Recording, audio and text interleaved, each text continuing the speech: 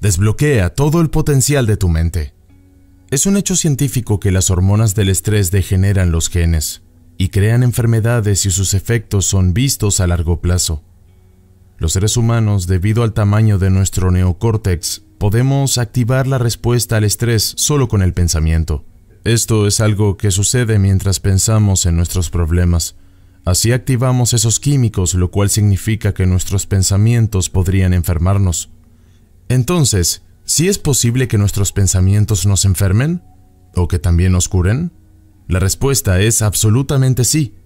Un hábito es un conjunto redundante de pensamientos, comportamientos y emociones automáticamente inconscientes que se adquiere a través de la repetición.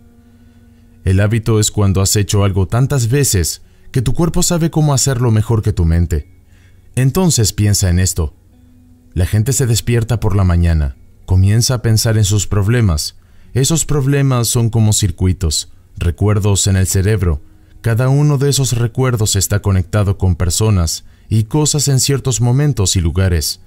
Y si el cerebro es un registro del pasado, en el momento en que esas personas comienzan su día, en ese momento están pensando en el pasado, perdiendo su presente y desperdiciando un mejor futuro. Cada uno de esos recuerdos tiene una emoción. Las emociones son el producto final de experiencias pasadas. Entonces, en el momento en que tienen esos recuerdos de sus problemas, automáticamente se sienten infelices, se sienten tristes, sienten dolor y angustia. Ahora, cómo piensas y cómo te sientes crea tu estado de ser. Es un hecho. Todo el estado de ser de la persona, cuando comienza su día, está en el pasado. Pero, ¿qué significa eso? El pasado familiar tarde o temprano será un futuro predecible. Si crees que tus pensamientos tienen algo que ver con tu destino y no puedes pensar más allá de cómo te sientes, o los sentimientos se han convertido en el medio para pensar, por definición misma de las emociones, estás viviendo en el pasado. Y en su mayor parte vas a seguir creando la misma vida por la que las personas toman su teléfono celular, revisan su WhatsApp, revisan sus mensajes de texto, revisan sus correos electrónicos, revisan Facebook, toman una foto de sus pies, lo publican en Facebook, tuitean algo, lo publican en Instagram, miran las noticias. Así es como logran sentirse realmente conectados con todo lo que es familiar en sus vidas. Y luego pasan por una serie de comportamientos rutinarios. Se levantan de la cama del mismo lado, van al baño, toman una taza de café, se duchan, se visten, conducen al trabajo por la misma ruta, hacen las mismas cosas, ven a las mismas personas que posiblemente presionaron los mismos botones emocionales. Todo eso se convierte en una rutina y se vuelve como un programa. Así que ahora han perdido su libre albedrío por un programa. Y no hay una mano invisible haciéndolo, no hay absolutamente nadie obligándote a hacerlo. Entonces, cuando llega el momento de cambiar, la redundancia de ese ciclo se convierte en un programa subconsciente. Así que ahora el 95% de lo que somos, cuando tenemos 35 años, es un conjunto memorizado de comportamientos, reacciones emocionales, hábitos inconscientes, actitudes, creencias y percepciones programadas que funcionan como un programa de computadora. Esa persona puede decir con el 5% de su mente consciente, quiero ser saludable, quiero ser feliz, quiero ser libre, pero el cuerpo está en un programa completamente diferente. Ahora, ¿cómo se empiezan a hacer esos cambios? Cuando tienes que ir más allá de la mente analítica, porque lo que separa la mente consciente de la mente subconsciente es la mente analítica. Y ahí es donde entra la meditación, porque las personas pueden aprender a través de la práctica cómo cambiar sus ondas cerebrales, ralentizarlas, y cuando lo hacen correctamente, ingresan al sistema operativo de su mente, donde pueden comenzar a realizar cambios realmente importantes. Esperan una pérdida, alguna tragedia para decidirse a cambiar, y mi mensaje es, ¿por qué esperar? Puedes aprender y cambiar en un estado de dolor y sufrimiento, o puedes aprender y cambiar en un estado de alegría e inspiración. Creo que en este momento lo bueno es que la gente se está despertando. Cuanto más fuerte es la reacción emocional que tienes ante alguna experiencia en tu vida, mayor es el cociente emocional, más atención prestas a la causa, y en el momento en que el cerebro pone toda su atención en la causa, toma una foto instantánea y a eso se le llama un recuerdo. Entonces, los recuerdos a largo plazo se crean a partir de experiencias muy emocionales, y lo que sucede es que las personas piensan neurológicamente dentro del circuito de esa experiencia y sienten químicamente dentro de los límites de esas emociones. Y así, cuando tienes una reacción emocional hacia alguien o algo, la mayoría de la gente piensa que no puede controlar su reacción emocional. Y bueno, resulta que, si permites que esa reacción emocional, que se llama periodo refractario, que puede durar horas o días, eso determina tu estado de ánimo. Alguna vez me encontré con alguien y le saludé. «Hola, ¿qué tal?» «No muy bien», fue su respuesta. «¿Por qué estás de mal humor?», le pregunté. Y contestó: «Bueno, me pasó esto hace 5 días y estoy teniendo una larga reacción emocional». Debes entender que si mantienes esa misma reacción emocional durante semanas o meses, eso se llama temperamento. Hablando con esta misma persona pensé: ¿por qué está tan amargado? Preguntémosle: ¿por qué estás tan amargado? Su respuesta fue: bueno, me pasó esto hace 9 meses. Si mantienes esa misma reacción emocional durante años, eso se llama rasgo de personalidad. Aprender a acortar ese periodo refractario de reacciones emocionales, ahí es donde comienza el verdadero trabajo. Las personas, cuando tienen un evento o circunstancia en sus vidas, lo que hacen es seguir recordando el evento porque las emociones provocadas en gran medida por las hormonas del estrés, las emociones de supervivencia, están diciendo: presta atención a lo que sucedió, porque querrás estar preparado si vuelve a suceder. Resulta que la mayoría de las personas pasan el 70% de su vida viviendo en un estado de supervivencia, es decir, viviendo en un estado de estrés permanente. Por lo tanto, siempre están anticipando el peor de los casos en función de una experiencia pasada, y están literalmente fuera de los potenciales infinitos en el campo cuántico. Están seleccionando el peor resultado posible y están comenzando a aceptarlo emocionalmente con mucho temor. Asimismo, condicionan sus cuerpos en un estado de miedo. Si permaneces lo suficiente en ese estado, el cuerpo tendrá un ataque de pánico sin que te des cuenta. Ni siquiera puedes predecirlo porque está programado en tu subconsciente. Entonces, le preguntas a esa persona: ¿por qué eres así? Y probablemente te dirá: estoy así por una situación que me pasó hace 15 o 20 años. Básicamente lo que significa, desde el punto de vista biológico, es que han podido cambiar desde ese evento. Comúnmente las emociones obtenidas a través de la experiencia tienden a darle al cuerpo y al cerebro un pico alto de energía, por lo que las personas se vuelven adictas al torrente de esas emociones y usan los problemas y condiciones de su vida para reafirmar alguna limitación. Al menos eso les hace sentir algo. Así que ahora, cuando llega el momento de cambiar, le dices a la persona: ¿por qué eres así? Y bueno, cada vez que recuerdan el evento o la situación, están produciendo la misma química en su cerebro y cuerpo como si el evento estuviera ocurriendo. Esto dispara y conecta los mismos circuitos, configura la misma firma emocional en el cuerpo. Pero, ¿cuál es la relevancia detrás de eso? Bueno, tu cuerpo es la mente inconsciente. No conoce la diferencia entre la experiencia que está creando la emoción y la emoción que está creando solo con el pensamiento. El cuerpo cree que está viviendo la misma experiencia del pasado durante las 24 horas del día, los 7 días de la semana, los 365 días del año. Y entonces, cuando esas emociones influyen en ciertos pensamientos, lo cual es real, esos pensamientos crean las mismas emociones, y esas mismas emociones influyen en los mismos pensamientos. Ahora el estado de ser de la persona entera está en el pasado.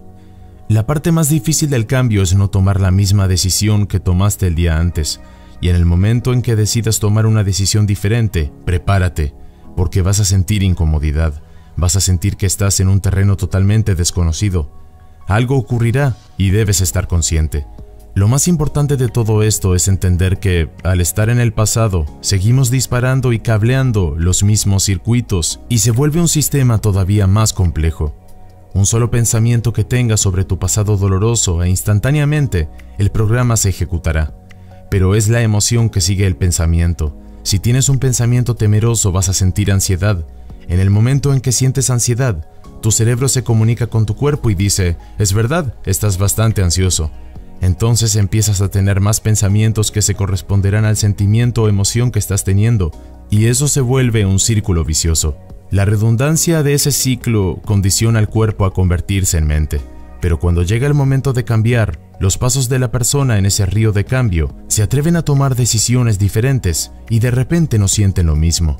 Entonces el cuerpo dice: bueno, has estado haciendo esto durante 35 años, pero en realidad al hacerlo dejarás tu sufrimiento, dejarás de sentirte culpable, dejarás de sentirte avergonzado, y no te quejarás ni culparás, ni pondrás excusas ni sentirás lástima por ti mismo.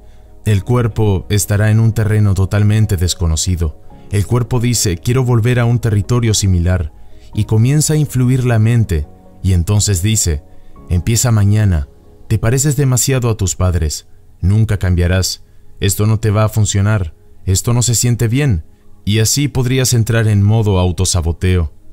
Si respondes a ese pensamiento como si fuera verdad, ese mismo pensamiento te llevará a la misma decisión, lo que te llevará al mismo comportamiento, que creará la misma experiencia, que producirá la misma emoción. El cuerpo en ese momento de autosaboteo se convierte en la mente, o mejor dicho, en la mente inconsciente. La mente consciente e inconsciente son dos cosas diferentes. Tu cuerpo es tu mente inconsciente en cierto sentido. Si comienzas a pensar en el peor escenario del futuro, eso es lo que estás evocando en tu mente. Comienzas a sentir la emoción de esa situación. Tu cuerpo no conoce la diferencia entre esa situación que está teniendo lugar en tu mundo, en el mundo exterior o real, y lo que estás creando solo por emoción o pensamiento. Entonces la mayoría de las personas están constantemente reafirmando sus estados emocionales, y cuando llegue el momento de renunciar a esa emoción, pueden decir, realmente quiero hacerlo, pero en realidad el cuerpo es más fuerte que la mente, porque ha sido condicionado de esa manera. En ese momento el sirviente, tu mente sin control, se convertirá en el amo, y la persona de repente, una vez que entran en lo desconocido, prefieren sentir culpa y sufrimiento porque al menos pueden predecir lo que sigue. Son emociones con las que están estrechamente familiarizados. Para la mayoría de las personas, estar en lo desconocido es un lugar aterrador, porque lo desconocido es incierto. Cuando están en ese estado, normalmente escucho cosas como, no puedo predecir mi futuro, estoy en un territorio totalmente desconocido. Y yo siempre digo, la mejor forma de predecir tu futuro es crearlo, no a partir de lo conocido, sino de lo desconocido. ¿Qué pensamientos quieres encender y cablear en tu cerebro? ¿Qué comportamientos quieres demostrar en un día? El acto de ensayar mentalmente, cerrar los ojos y ensayar la acción. El ensayar la reacción de lo que quieres cerrando los ojos y ensayando mentalmente alguna acción. Si estás realmente presente, el cerebro no sabrá la diferencia entre lo que estás imaginando y lo que estás experimentando en un mundo tridimensional. Comienzas a instalar el hardware neurológico en tu cerebro para que parezca que el evento ya ocurrió. Ahora tu cerebro ya no es un registro del pasado, sino que se convierte en un mapa hacia el futuro, y sigues haciéndolo, preparándolo de esa manera. El hardware se convierte en un programa de software y, quién sabe, es posible que comiences a actuar como una persona feliz. La parte más difícil es enseñarle a nuestro cuerpo emocionalmente cómo se sentirá el futuro antes de la experiencia real. Pero, ¿qué significa eso? No puedes esperar a tener éxito para sentirte empoderado. No puedes esperar a ser rico para sentirte abundante. No puedes esperar a que tu nueva relación sienta amor para sentirte completo. Ese es el viejo modelo de la realidad, causa y efecto, esperando que algo fuera de nosotros cambie el cómo nos sentimos dentro de nosotros. Y cuando nos sentimos mejor dentro de nosotros, entonces es cuando prestamos atención a la causa. Pero lo que eso significa entonces es que desde el mundo newtoniano en el que la mayoría de las personas pasan toda su vida viviendo en la carencia, vivirán esperando algo por fuera de ellos que cambie su condición o situación. Ahora, ¿a qué me refiero con el mundo newtoniano? El mundo newtoniano se trata de lo predecible, se trata de predecir el futuro, pero el modelo cuántico de la realidad no es igual, se trata de causar un efecto. En el momento en que comienzas a sentirte abundante y digno, estás generando riqueza. En el momento en que estás empoderado y lo sientes, estás comenzando a dar un paso hacia tu éxito. En el momento en que comienzas a sentirte completo, comienza tu sanación. Cuando te amas a ti mismo y amas toda la vida, crearás una igual. Así es como estás causando un efecto. Y creo que esa es la diferencia entre vivir como una víctima en tu mundo diciendo soy así porque esta persona o esta cosa o esta experiencia, ellos o esto me hicieron pensar y sentir de esta manera. Cuando cambias eso, te conviertes en un creador de tu mundo y comienzas a decir mi pensamiento y mi sentimiento están cambiando un resultado en mi vida. Y ahora ese es un juego completamente diferente. empezamos a creer firmemente que somos los creadores de nuestra realidad. Recapitulando un poco, si no te define una visión del futuro, entonces te quedan los viejos recuerdos del pasado y tu vida será predecible. Si te despiertas por la mañana y no te define una visión del futuro, ves a las mismas personas, vas a los mismos lugares y haces exactamente lo mismo a la misma hora, ya no es que tu personalidad esté creando tu realidad personal, sino que ahora tu realidad personal está afectando o creando tu personalidad. Tu entorno está controlando cómo piensas y sientes inconscientemente, porque cada persona, cada cosa, cada lugar, cada experiencia tiene una red neurológica en tu cerebro. Cada experiencia que tienes con cada persona produce una emoción. Entonces algunas personas usarán su jefe para reafirmar su adicción al juicio, usarán a su enemigo para reafirmar su adicción al odio, usarán a sus amigos para reafirmar su adicción al sufrimiento, así que ahora necesitan al mundo exterior para sentir algo. Entonces, lograr ese cambio es ser más grande que tu entorno, ser más grande que las condiciones de tu mundo, pero el entorno es un gran seductor. ¿Por qué la meditación es la herramienta? Bueno, sentémonos, cerremos los ojos, desconectémonos de nuestro entorno exterior. Si ves menos cosas, hay menos estimulación en tu cerebro. Si estás escuchando música suave o tienes tapones para oídos, menos información sensorial llega a tu cerebro. Te estás desconectando de tu entorno. Si puedes calmar tu cuerpo y hablarle como a tu mascota, quédate aquí, quieto, te daré de comer. Una vez que terminemos, puedes levantarte y revisar tus correos electrónicos.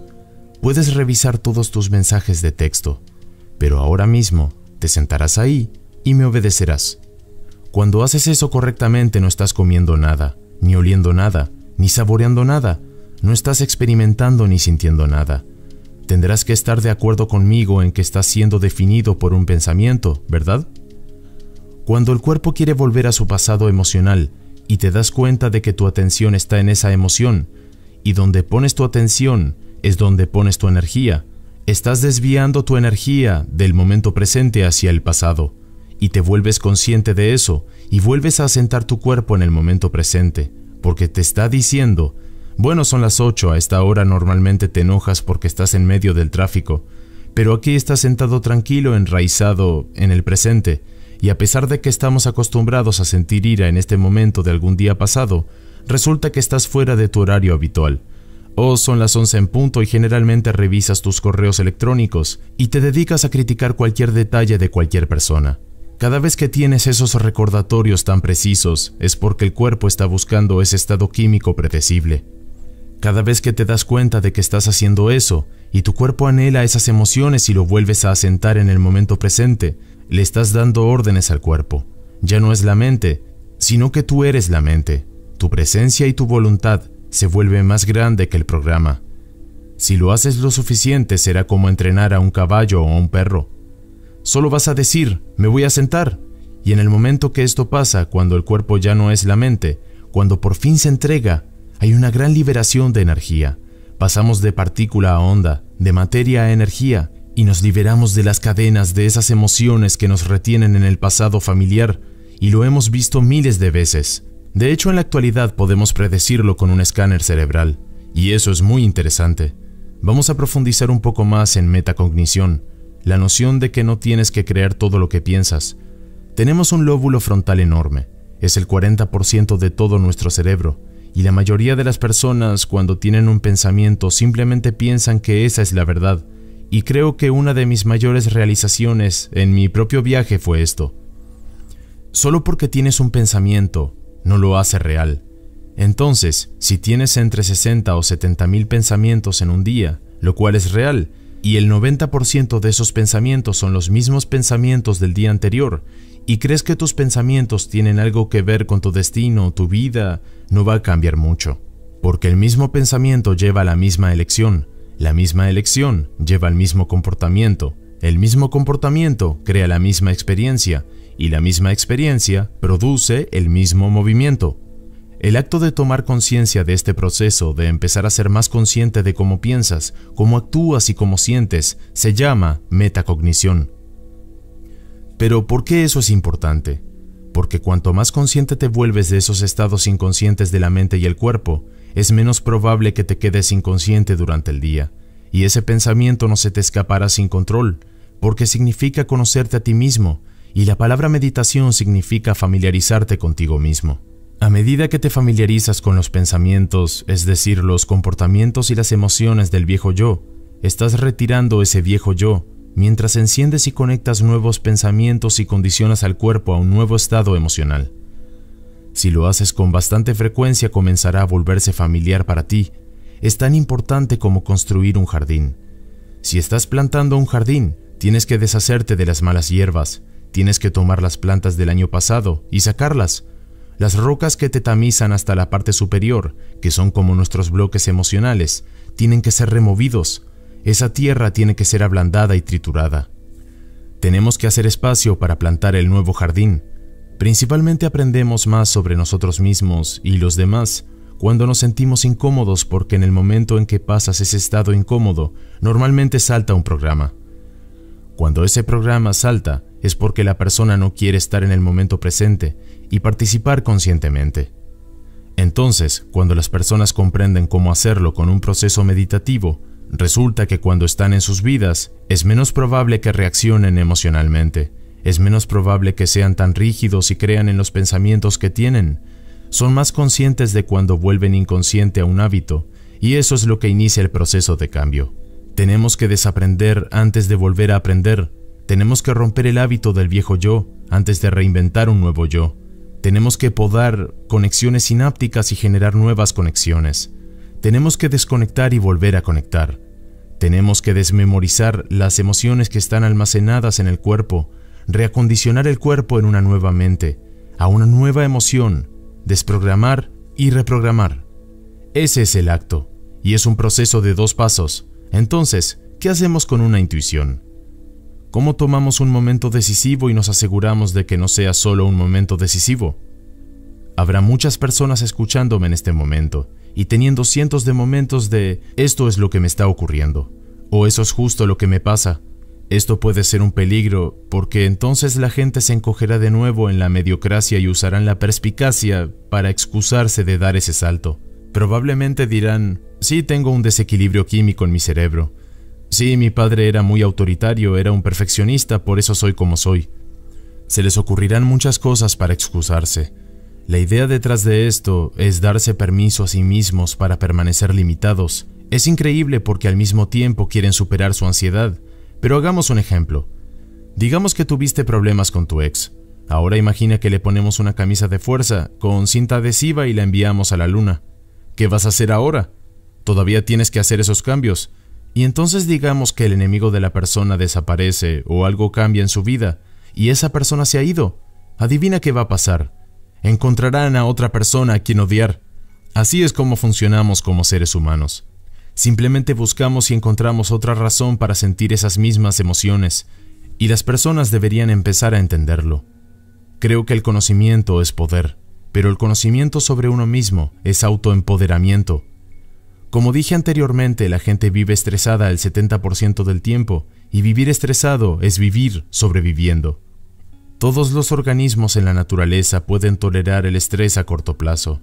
Un venado, al sentirse perseguido por una manada de coyotes, empieza a correr huyendo de ellos. Logra escapar, vuelve a pastar y el peligro termina. La definición de estrés es cuando tu cerebro y el cuerpo pierden el equilibrio, la homeostasis. La respuesta al estrés es lo que el cuerpo hace de forma innata para volver al orden. Por ejemplo, estás conduciendo por la carretera, alguien se detiene intempestivamente. Frenas tu automóvil lo más rápido que puedes, resuelves la inquietud de quien te frenó. Luego vuelves a calmarte y el evento termina. Y ¡boom! Ahora todo vuelve a la normalidad. Una vez más, sigues tu camino. Pero, ¿y si no es un depredador lo que te está esperando afuera de la cueva? ¿Sino que es tu compañero de trabajo? Tu compañero está sentado justo a tu lado, y todo el día estás produciendo esos mismos químicos porque la persona está presionando todos tus botones emocionales. Cuando enciendes la respuesta al estrés y no puedes apagarla, te diriges a una enfermedad. Porque ningún organismo en la naturaleza puede vivir en modo de emergencia durante un periodo prolongado de tiempo. Es un hecho científico que las hormonas del estrés degeneran los genes y crean enfermedades con efectos a largo plazo. Los seres humanos, debido al tamaño de nuestro neocórtex, podemos activar la respuesta al estrés solo con el pensamiento. Esto es algo que sucede mientras pensamos en nuestros problemas, así que activamos esos químicos, lo cual significa que los pensamientos podrían enfermarnos. Entonces, si es posible que nuestros pensamientos nos enfermen, entonces es posible que nuestros pensamientos nos curen.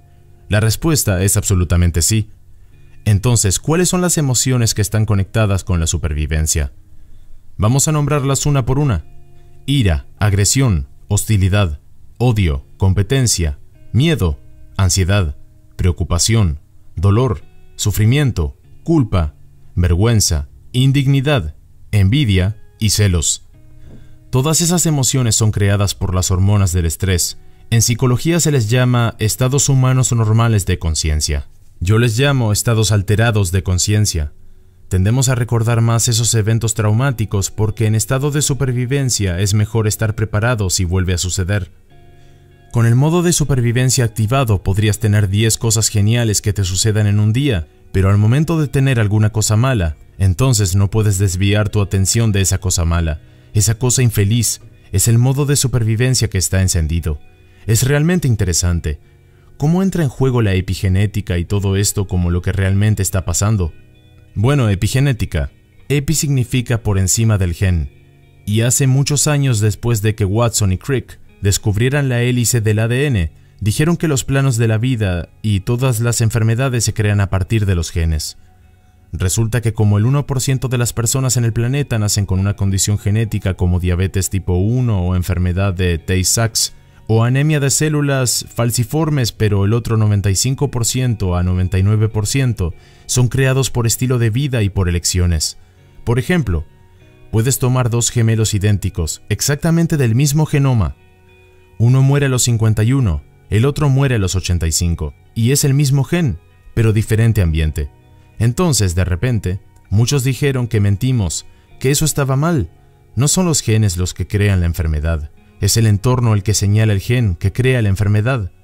Bueno, está bien, pero eso tampoco es toda la verdad, porque podrías tener a dos personas trabajando juntas en la misma fábrica. Una de ellas contrae cáncer después de haber estado expuesta a un compuesto cancerígeno durante 25 años, ambas trabajando en el mismo entorno durante 25 años, pero la otra persona no desarrolló cáncer en lo absoluto. Entonces, debe haber algún orden interno que haga que una persona no desarrolle la enfermedad, mientras que la otra sí. ¿Es eso posible? Si el entorno señala al gen, lo cual es real, y el producto final de una experiencia en el entorno se denomina emoción, ¿puede señalar el gen antes que al medio ambiente abrazando una emoción elevada?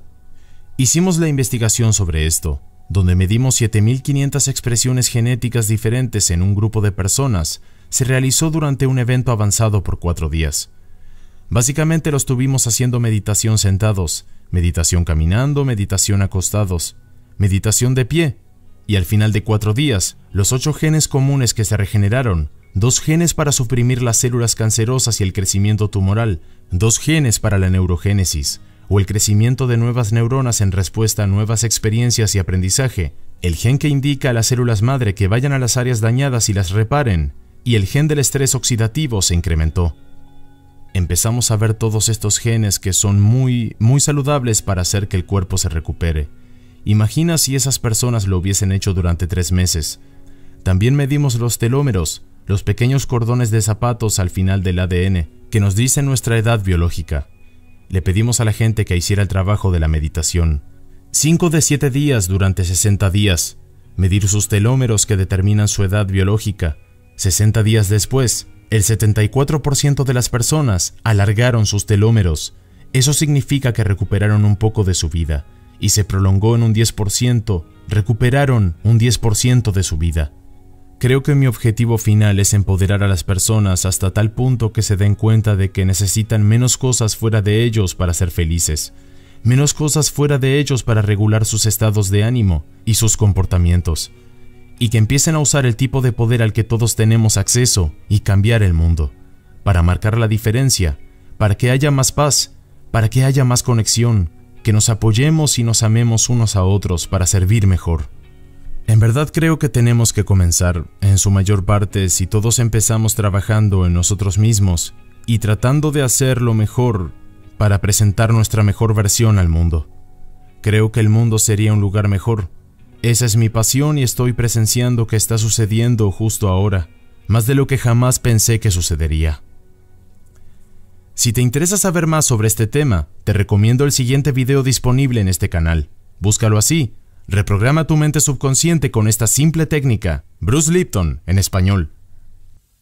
Esto es Universo Consciente. Si te ha gustado este video, puedes dar like, comentar o suscribirte. ¡Vamos, inténtalo! Te estamos esperando.